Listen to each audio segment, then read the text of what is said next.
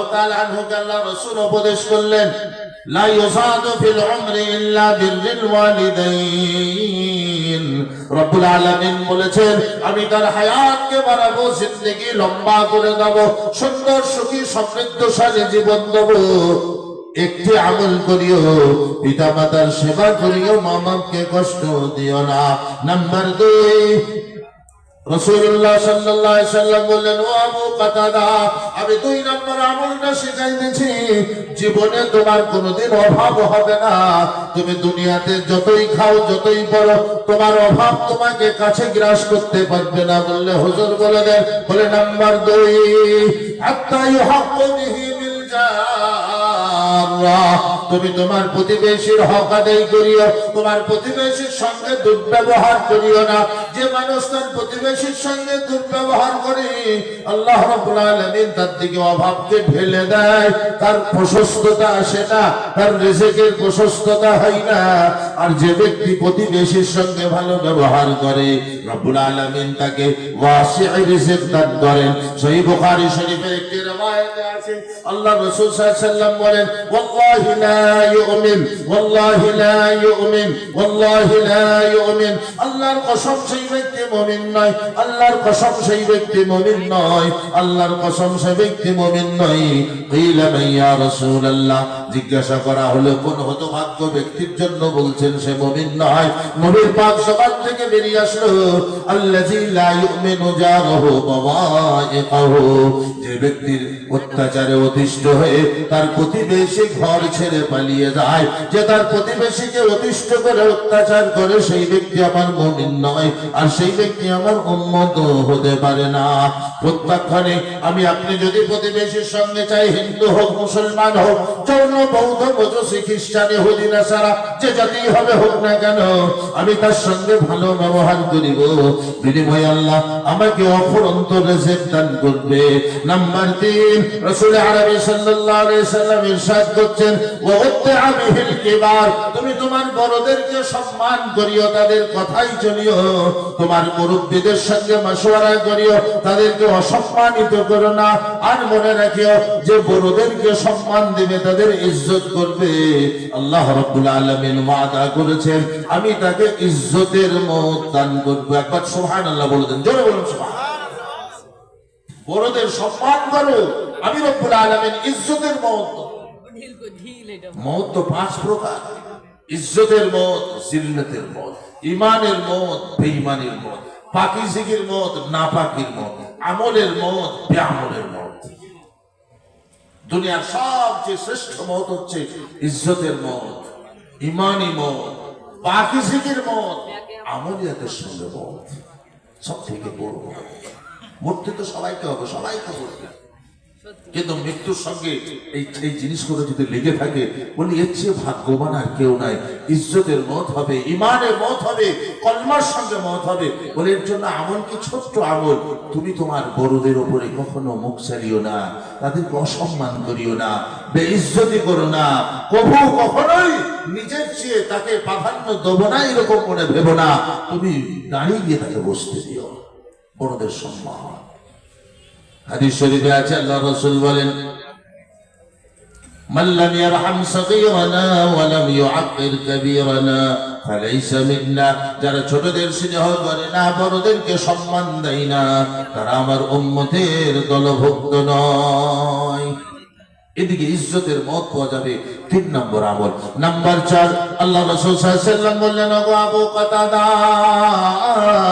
রব্বুল আলামিন তোমাকে যেইটুকু রিজিক দান করেছে, এতটুকু যদি তুমি রিজিকের মালিক হও, তোমার এতটুকু রিজিক হতে 1 মুঠো রিজিক অভাবগ্রস্ত মানুষের মধ্যে বন্টন করিও। যারা খেতে পায় না, ভক্ত, তাদের মাঝখানে এতটুকু রিজিকের ব্যবস্থা করে দিও। বিনিময়ে আল্লাহ রাব্বুল আলামিন কি করবেন? তোমার 7 পুরুষকে আল্লাহ পাক ধনবান বানাবে। প্যারা আজিজ দোস্ত সামিনে কেরাম, আমি আপনি, আমার আপনার সন্তান, আমার আপনার বংশ, আমার আপনার ফিউচার জেনারেশন, ভবিষ্যৎ প্রজন্মের জন্য লক্ষ কোটি টাকা আমি আপনি জোগাড় করে যাই, এই পয়সা তারা পাবে নাকি আমার জানা নাই। কিন্তু আল্লাহ যদি পাওয়ান, পৃথিবীর কেউ আটকাতে পারবে না। আপনি হিসাব করে দেখুন, হাতিম তয় তিনি এত ভালো ছিলেন, এত ভদ্রচিত ছিলেন, এত সাখী ছিলেন, তিনি সমগ্র মানুষকে খানা খাওয়াতেন, গরিবদেরকে কাপড় দিতেন, খানা খাওয়াতেন, তাদের প্রতি ভালোবাসতেন। বিনিময়ে আল্লাহ রাসূল সাল্লাল্লাহু আলাইহি সাল্লাম যখন মদিনা হিজরত করে এসেছেন, হাতেম তায়ের ছেলে আদি ইবনে আবি হাতিম রাদিয়াল্লাহু তাআলা আনহু সাহাবা হয়েছিলেন। তিনি আল্লাহ রাসূল সাল্লাল্লাহু আলাইহি সাল্লামকে দেখা করতে আসলেন।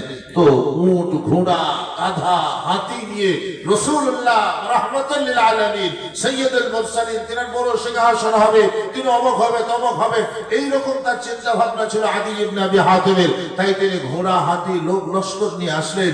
মদিনার রাস্তায় একটা ছোট্ট বাচ্চাকে জিজ্ঞেস করছে, ও বাবা, বলে জি, বলে আচ্ছা মুহাম্মদ সাল্লাল্লাহু আলাইহি ওয়াসাল্লাম যিনি নবী হয়েছেন তিনি কোথায়, তার প্রাসাদটা কোথায়?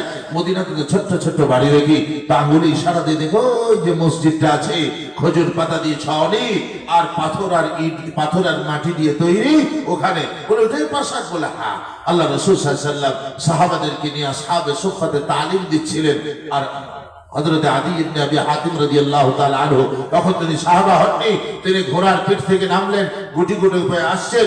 আল্লাহ রাসূল সাল্লাল্লাহু আলাইহি ওয়াসাল্লাম উঠলেন, আর ওঠার পরেই নিজের গায়ের চাদরটা বিছিয়ে দিয়ে আদি ইবনে হাতিমকে বললেন, তাআল ইয়া আখি ইয়া সাইয়্যিদি ইজলিস, এসো বন্ধু, বসো আমার চাদরের উপরে।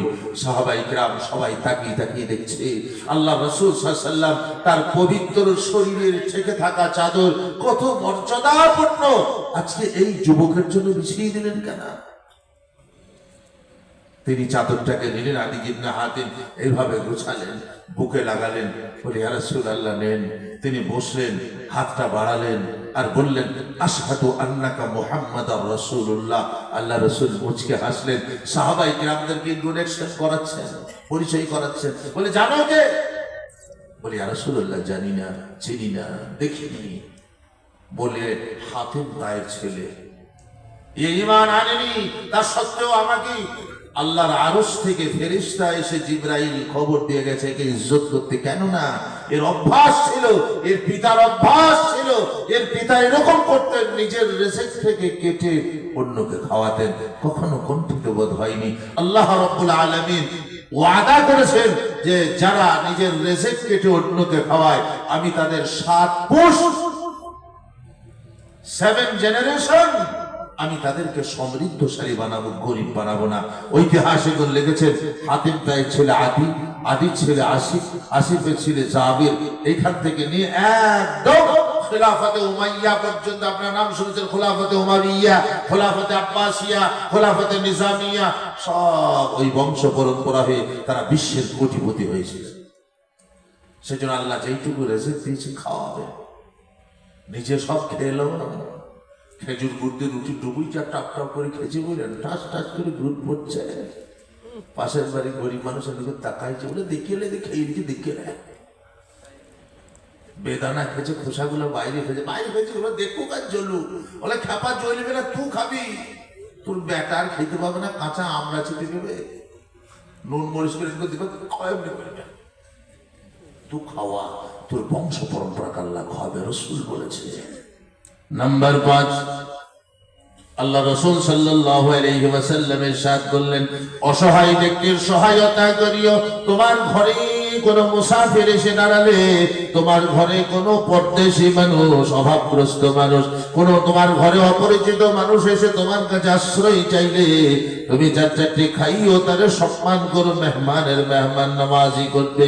বিনিময়ে আল্লাহ রাব্বুল আলামিন ওয়াদা করেছেন কিয়ামতের দিনে, যেদিন রাজার রাজত্ব থাকবে না, ধনীর ধন থাকবে না, সম্পদশালীর সম্পদ থাকবে না, ক্ষমতাবানের ক্ষমতা থাকবে না, সব যুযুধন হয়ে যাবে, সব অভাবগ্রস্ত হয়ে যাবে, ভয়ে কাঁপবে। সেদিন আল্লাহ রাব্বুল আলামিন তোমাকে সঙ্গে করে নিয়ে গিয়ে, ফেরেশতা দিয়ে নিয়ে গিয়ে জান্নাতুল ফিরদাউসে তোমাকে নাস্তার প্লেট দিয়ে মেহমান নওয়াজি করাবে। একবার জোরে সুবহানাল্লাহ। মান আকরামা যায়ফা যাফাহুল্লাহু লাহু ইয়াউমাল কিয়ামা, যে মেহমানকে সেবা করবে, তারে খাওয়াবে, ভালোবাসবে, পরিচিত অপরিচিতর প্রয়োজন নাই। আলেম ওলামা তালিবে ইলম মুসাফির এসেছে, আমার মেহমান, তাকে মুহাব্বতের সঙ্গে খাওয়াবো। বিনিময়ে আল্লাহ রাব্বুল আলামিন ওয়াদা করেছেন আমি জান্নাতুল ফিরদাউসের ভিতরে তাকে মেহমান নওয়াজি করাবো। চারটিখানি ব্যাপার। জান্নাতুল ফিরদাউস চারটিখানি ব্যাপার না। প্যারা আজিজ দোস্ত সামিয়ানে কেরাম, দুনিয়াতে যত মেহমান আছে, আমার দিকে দেখেন, দুনিয়াতে যত মেহমান আছে সবচেয়ে উত্তম মেহমান কে? নবীর মেহমান। কার মেহমান বাবা? নবীর মেহমান। নবীর মেহমান কারা জানেন? কারা? আলেম ওলামারা নবীর মেহমান লয় বা? নবীর মেহমান হচ্ছে তালেবে ইলম, যারা ইলম অন্বেষণ করে, যাদের পায়ের তলায় রহমতের ফেরেশতা নূরের পর বিছিয়ে দেয়। মেহমানের সেবা করলে কি পায়? কোরআন শরীফে পড়েননি? 27 নম্বর পারাতে আছে, 12 নম্বর পারাতে আছে। আমি ঝটঝট করছি, না বললে আর পাচ্ছি না, ছোট্ট করে বলি। হাল আতাকা হাদিসু যাইফি ইব্রাহিমুল মুকরামিন, আমি কি তোমাদেরকে বর্ণনা করাইয়া শোনাইব নাকি ইব্রাহিমের মেহমান নওয়াজির ঘটনা? একবার হযরত ইব্রাহিম রোজা রেখেছেন, মেহমান পাননি, তাই ইফতার করতে পারেন না। হঠাৎ থেকে তার বাড়িতে একজন দুজন নয় 11 জন মেহমান। কোরআন বলছে ইজদাকালু আলাইহি ফাকালু সালামা ক্বালা সালামুন কওমুম মুনকারুন। হযরত ইব্রাহিমের বাড়িতে 11 জন মেহমান এসে বলছে আসসালামু আলাইকুম। হযরত ইব্রাহিম সালামের উত্তর দিলে কিন্তু কাউকে তিনি চিনেন না, কাউকে চিনেন না। ফারাগা ইলা আহলিহি, ইব্রাহিম আলাইহিস সালাম শুধুলেন না, কোথা থেকে এইছো, কোথা বাড়ি তোমার, কেন এইছো, কিসের লগিন এইছো, শুধুলেন না, তোরে তো ঘর চলে গেলেন। ফারাগা ইলা আহলিহি, বাড়ির ভিতরে প্রবেশ করলেন, আর ভিতরে তার 90 বছরের বউ। 90 বছর বয়স, আল্লাহু আকবার। বিবি সারা কোমর বেঁকে গেছে, এইভাবে বেঁকে গেছে। সন্তানহীনা ছিলেন তিনি, সন্তান ছিল না। তাই বড় শখ হতো আমার যদি একটা সন্তান হতো, তাই তিনি একটা গরুর বাছুরকে সন্তান বানিয়ে, ছোট্ট বাছুরকে কাজল টাজল ভালো করে দিয়ে মুখ টুক চুমো খেতেন। বাছুরটা একবার হাম্মা করতো, সে বলতো আমাকে মা বললেন, ভালো লাগতো। ফারাগা ইলা আহলিহি, বিবির কাছে পৌঁছাইয়া বিবিকে বলছেন, ও মুহাম্মদের বিবি, আল্লাহ রাব্বুল আলামিন আমার ঘরে আজ মেহমান দিয়েছে। বলে একটা দুটো নয় 11টা মেহমান, ঘরে খাবার কিছু আছে নাকি? বিবি বললে স্বামী গো, সামান্য আটা আছে, কিছু খেজুর আছে, সামান্য চর্বি আছে, একটু জৈতুনের তেল আছে। বললে বিবি গো, কিছু না মনে করলে একটা কথা বলবো। বলছে বলো। বলে তুমি যে এই বাছরটাকে বড় ইজ্জতের সঙ্গে, মহব্বতের সঙ্গে, ভালোবাসার সঙ্গে, মায়া মমতার সঙ্গে তার সন্তান সম মহব্বত করো, ওটা যদি আমায় দিতে আমি জমাই করে খাওয়াতাম। বিবি সঙ্গে সঙ্গে রাজি, যেমন স্বামী তেমন বিবি। আমরা ঘরে মুরগি পাই, যদি শখ করে বউকে বলি অনেক কটা মুরগি আছে, একটা দেখে না জবাই করে খায়, মুখ মানে এমন ভাবে গজরি তাকাবে যেন মুরগির রক্ত আমার ভিতরে ঢুকে গেল। ঠিক 2 দিন পরে মুরগি মুখে লাটাই যায়, মানে ঝুমুনি হয়েছে, এরকম বলছে হাগো আজকে একটা মুরগি জবাই করে খোয়াইতে না। মানে দেখছি ঝুমুনি মুরগি খাইলে মোটামুটি ওর ভিতরে রোগ ধরবে, বেশি দিন আর থাকবে না, তো তাড়াতাড়ি আমি বিধবা ভাতাটা লোক দুয়ারে সরকার আয় বেরিয়ে নেব। কিন্তু সে বিবিকে বলছে যাও লাও লাও, জবাই করলে, ভুনা করলে। একটি বাছুর, মোটা বাছুর ছিল, তাকে জবাই করে ভুনা করে কাবাব করে নিয়ে আসলো, সামনে পেশ করলে মেহমানে। ছোট্ট একটি প্রদীপ জ্বলছে। হযরত ইব্রাহিম আলাইহিস সালাম রোজা অবস্থায় ছিলেন, তিনি খানা খাচ্ছেন। ফাকাররাবাহু ইলাইহিম, খানা সামনে দেওয়া হলো। ইব্রাহিম খাচ্ছে,